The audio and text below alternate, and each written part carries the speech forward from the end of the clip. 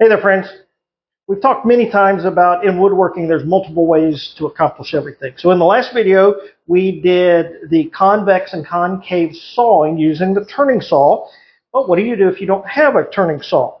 Well, you can mark out your shape, which we did using this bowl blank, for a convex and concave, and a good sharp chisel will take care of that. So before we get started, let's touch up our chisel. Now in the book, there is no exercise specifically for convex chiseling, but we do have the paring, oblique paring, which was exercise 25, oblique chiseling or paring.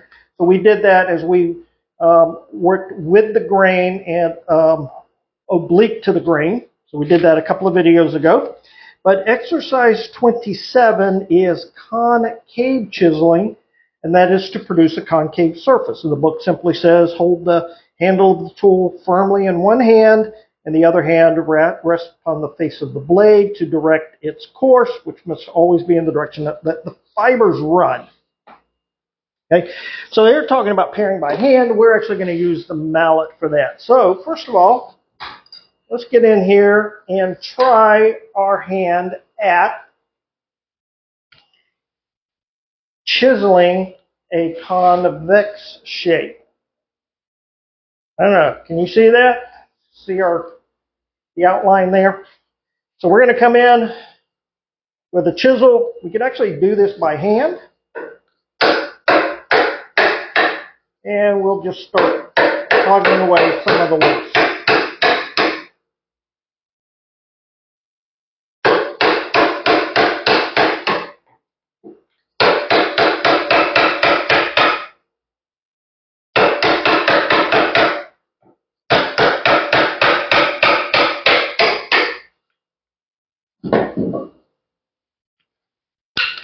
So looks like I need to put some anti-slip stuff in my vise.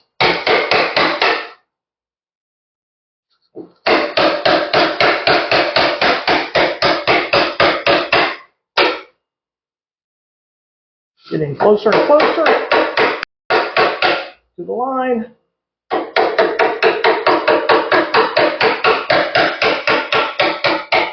Double up and just work our way around the curve.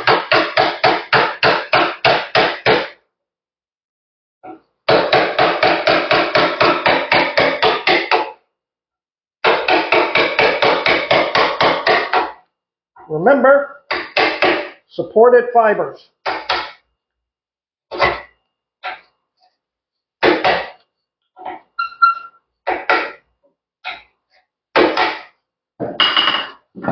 Yes. Get it back up here where we can see a little better. Right. After you get down close to the line, you can actually come in with your paring strokes and get down all the way to your line. Clean that end grain up.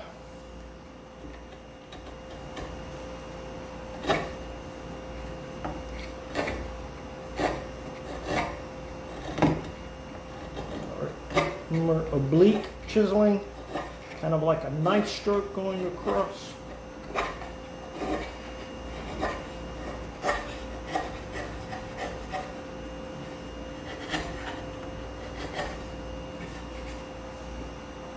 Almost to the line, almost to the line.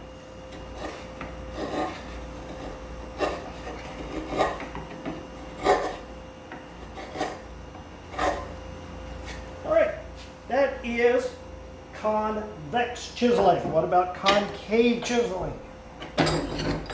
All right, we got this marked out here. Punch it down tight in the vise. Now this one we're going to do a little bit different, because we're going to come in first with our saw and we're going to cut relief lines.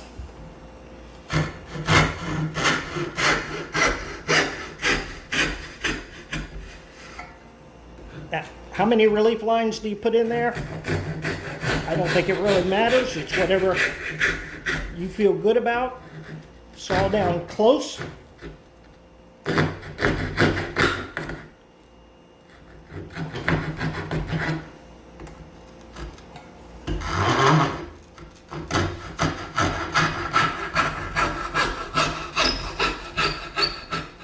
Get down close to the line.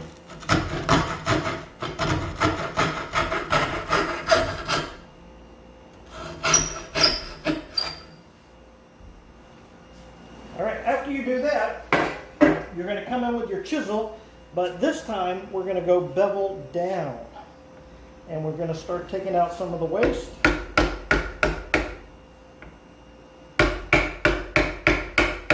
And you'll see that it will actually pop out fairly easily. So, see, this piece just broke out by itself all the way down to those two lines. So,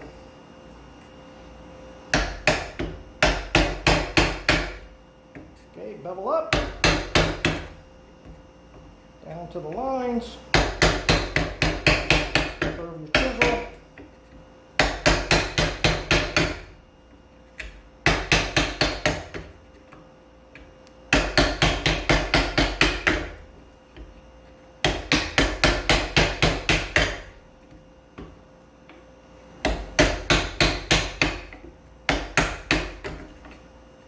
See, this is a case where I probably should have cut another relief line over here, but it's okay.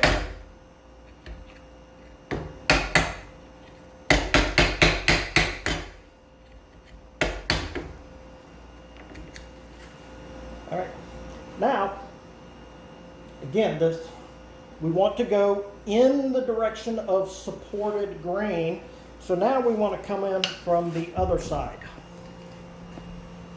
All right. Now this is very important. All right. So what happens when you come in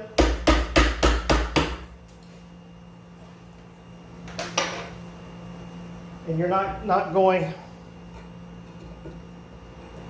So what happens when you're not going with supported grain? This clip here was from my first attempt at this. Okay, so do as I say, not as I do.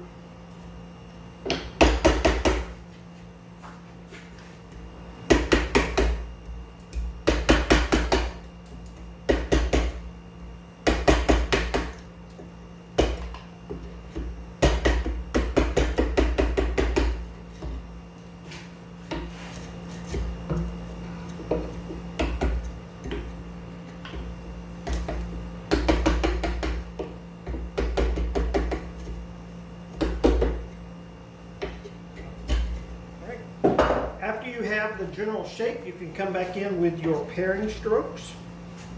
And we'll talk about this.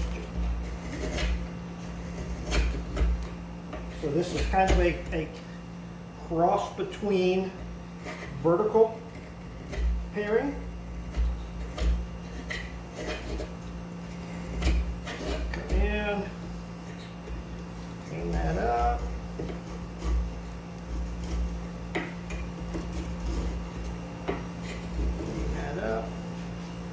Come in from the other direction. Keep watching your line.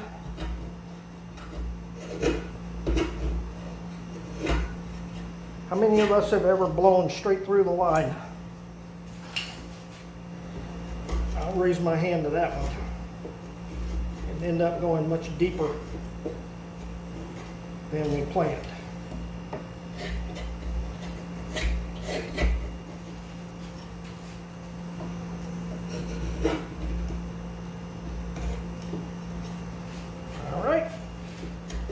There we have it, friends. Convex, concave chiseling when you don't have a saw to cut your designs.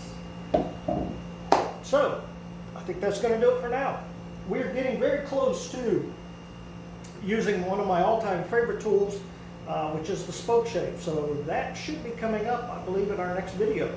So if you like that idea, hit that notification bell so you get notified when new videos come out. Until next time, friends, take care. God bless.